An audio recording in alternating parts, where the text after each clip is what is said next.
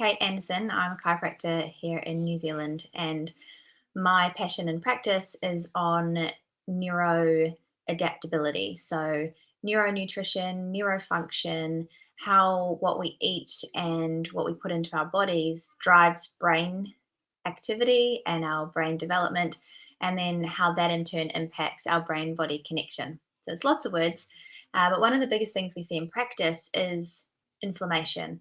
And inflammation is really what really impedes that brain body connection. And one of the biggest things that we get inflammation from in our modern day is sugar. So, sugar, we know it is extremely addictive. It activates our dopamine reward system, which is our pleasure seeking part of the brain. So, that lights up, and we just want more and more and more. And most of us are addicted to sugar. So, you might already have decided to do the sugar detox, and you might already be bargaining about what you're allowed. So, oh, maybe I can have dried fruit, or what about natural sugars? You're already trying to figure out the trade off, which is a sure sign that you are addicted as well. And when we've done lab studies of rats, we can see, or they've shown, that the rats actually work 8 times harder for the sugar than they did for cocaine. So there's definitely some addiction there. The other side to this with the addiction is that when we're overweight, the dopamine receptors, so those pleasure receptors in our brain, are less sensitive. So we need more to get that same feeling of pleasure. And so we're in this vicious cycle.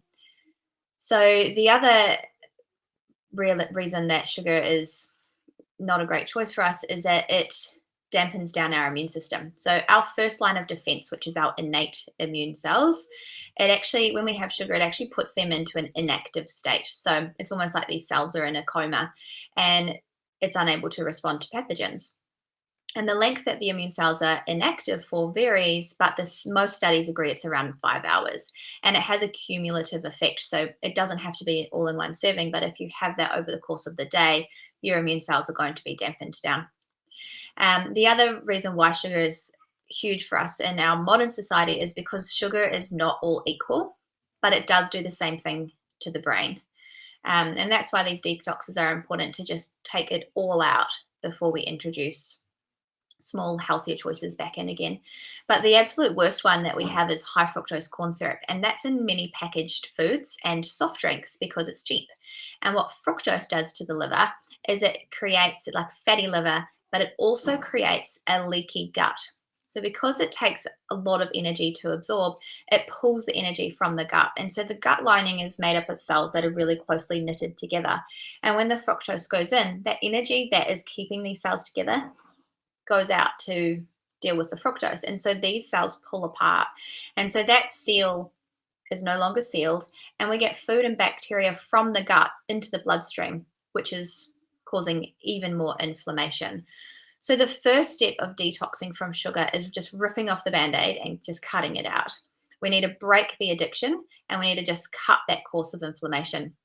And then the second aspect, which is decreasing the inflammation in the first place. So we want to address the inflammation. So we want to support the liver, we want to support the gut lining, support the microbiome, and actually allow the body to heal. So when the cells are regulated and working efficiently, we don't get those same cravings.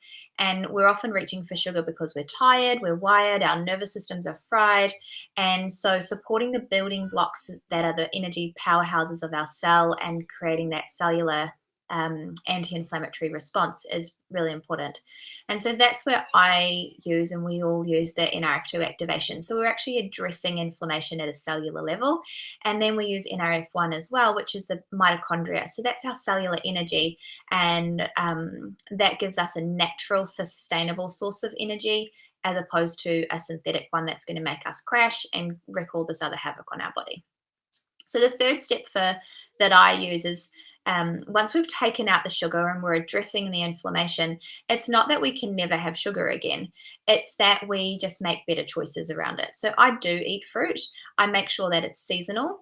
I do make sure it's spray free for other health reasons. But I try and stay away from dried fruit, especially for my children as well. No dried fruit, no fruit juice, because it's not in its whole form. So it's not designed to be digested that way.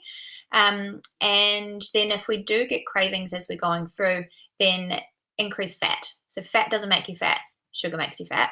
And good forms of fat is a really substantial source of energy, and it is much more sustainable as well. So nuts and seeds, butter if you can have dairy, cheese, avocado, coconut oil, that's all going to really help that blood sugar to be reset and to stop you from reaching for the sugar in the first place.